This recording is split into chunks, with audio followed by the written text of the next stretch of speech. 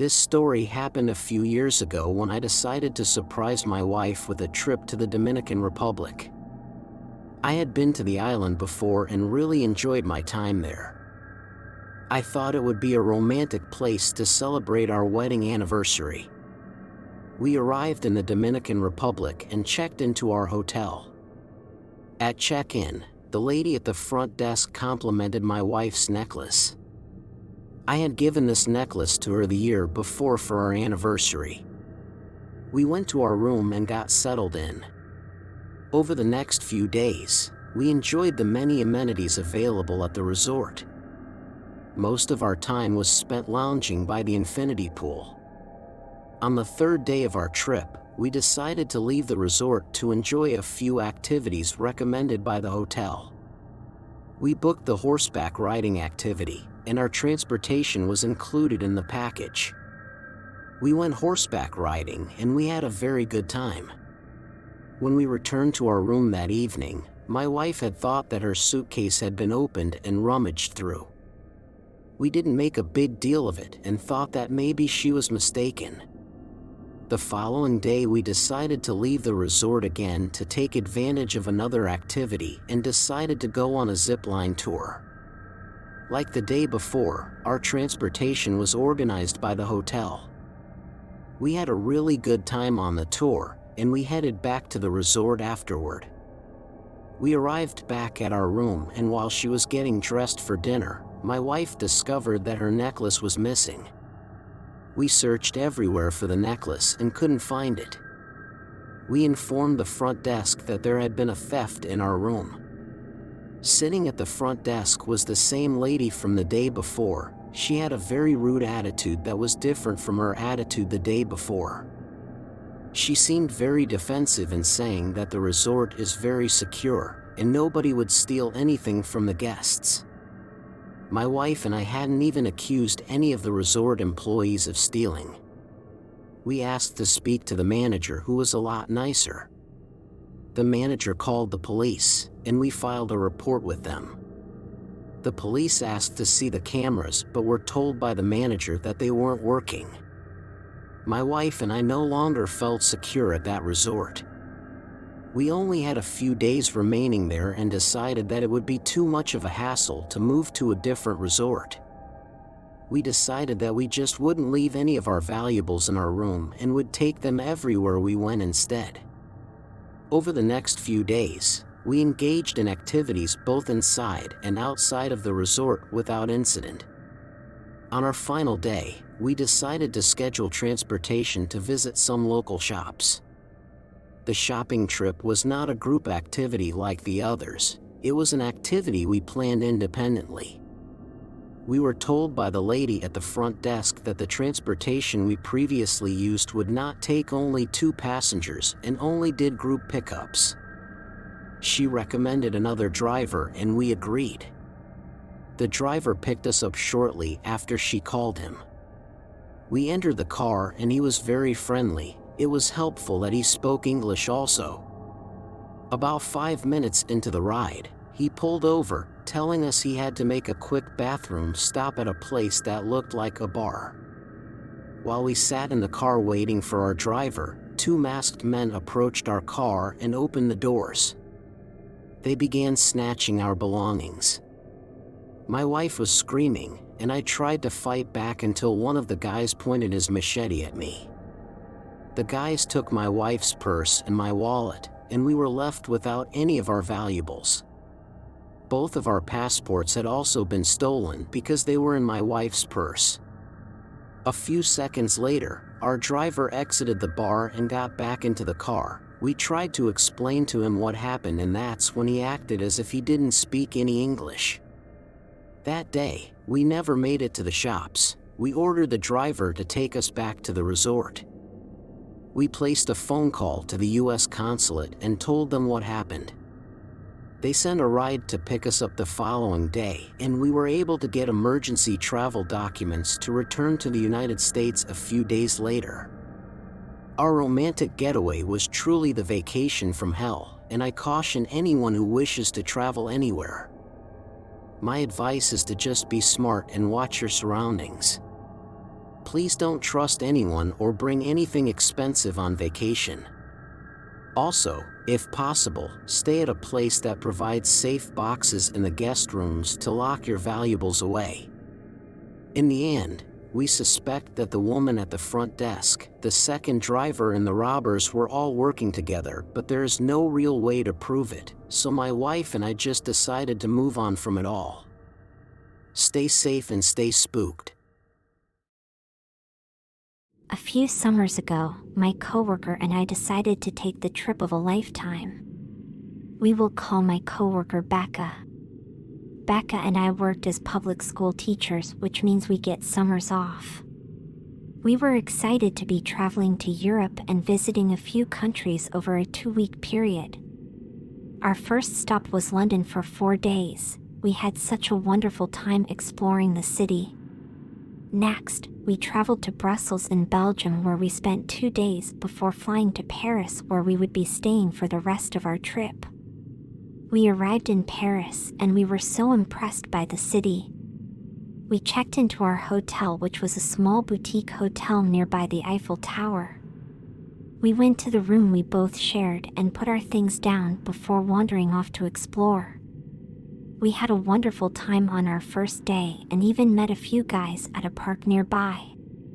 We felt so lucky to be meeting 2 very handsome guys in the city of love. The guys had invited us out to dinner, and we accepted their proposal. A few days later, we got on the train to go to our dinner date. It was our first time taking a train in the city. The directions were all in French, which none of us understood very well. We didn't want to look out of place, so instead of asking strangers for directions, we used our phones. The train ride was about 15 minutes and 7 stops away. The train was moderately packed when we got on, but by the 3rd stop it was fully packed with no seats remaining.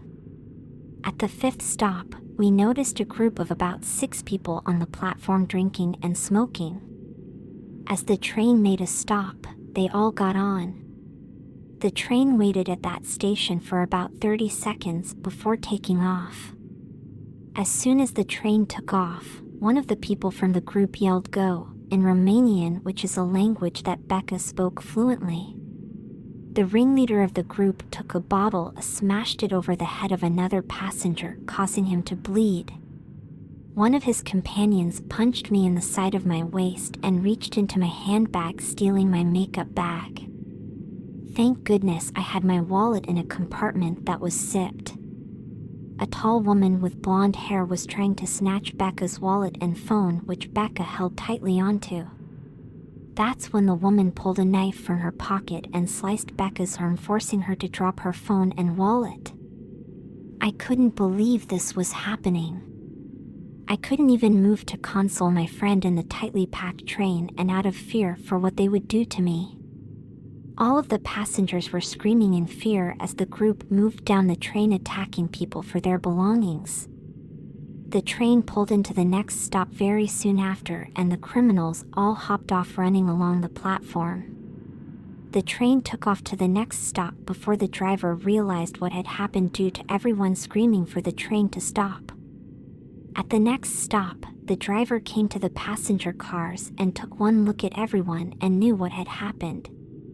The doors were kept closed until the police arrived, at which time we all exited. The police took statements from the French passengers as we didn't speak the language. Becca and I were transported to the hospital, where a translator was located after a few hours to help with our statements. I was treated for a minor bruise on my waist, and Becca had to receive stitches. She spent the remainder of our trip with her arm in a sling. The activities we were able to engage in had been very limited. We decided to only use rideshare services for the rest of the trip, which was longer and more expensive, but it made us feel safer. We didn't make it to our double date that night, but when we told the guys what happened, they felt bad and decided to meet us closer to our hotel. We went on our date on our last day in Paris, and we had a great time. Growing up in Brooklyn, New York never could have prepared us for what happened to us in Paris. Our story did have a happy ending though. 3 months ago, I got married to my date that night and we are expecting our first child in October. Becca ended up moving to Paris and is also getting married next spring. Sometimes nightmares end in fairy tales. Thank you for listening to my story and stay spooked. This story happened to me and my buddy Joey while we were in Jamaica last year for spring break. From the moment we arrived, we were having a blast. We stayed at a hotel that was recommended by my brother who had been there several times before. The hotel was right by the beach where we spent a lot of our time. Almost every night there was a party on the beach, and of course it was a young man's paradise if you know what I mean. One night, 2 girls approached us and introduced themselves. We spent the entire night hanging out with them and we had a great time. Before the end of the night, we asked them if they knew where we could buy some weed. They looked at each other and smiled and told us they knew a place where we could get some. It was pretty late and they told us that they would be back the next day with some. We exchanged numbers with girls and waited with them while they got picked up by a cab. Before they left, we had given them some money to get the stuff. The next night there was another party on the beach and as promised, the girls had showed up. When they arrived, they were empty-handed and told us that the weed dealer wanted to deal with us directly. They said he didn't like dealing with a middleman. We were told that he was waiting at the other end of the beach. We followed the girls as they walked us to where they told us this guy would be. We were far away from the crowd that gather on the beach for the party. By this time, we had disappeared into complete darkness. After walking for a bit, we were finally standing face to face with 2 guys. The taller of the 2 did most of talking. He asked what it is that we were looking for, and we told him. He named a price, and we asked the girls for the money we had given them the day before. They said they no longer had the money and had used it to pay for their cab ride home. I reached into my pocket to pull out the $80 the weed man had asked for. I knew the price was inflated, but I just wanted to pay the money and get away from him and the girls. At that point, everyone was acting weird. I gave him the money and that's when he told me that he didn't think I had given him enough money. At this point, he hadn't given us what we came for, but he had gotten our money. He ordered the girls to search us while he told us not to do anything stupid. At this point he was holding a weapon in his hand. Although it wasn't pointed at us, we were still pretty scared. The girls emptied our wallets and dropped them on the ground before the 4 of them ran away. They all got into the same car that had picked up the girls the night before and had sped away. We decided that the incident wasn't worth reporting to the police and we were just happy that we didn't get hurt. We also felt lucky to still have our wallets, which still contained our IDs and bank card, even though they made off with more than $800 in cash. We didn't allow the whole ordeal to ruin our trip.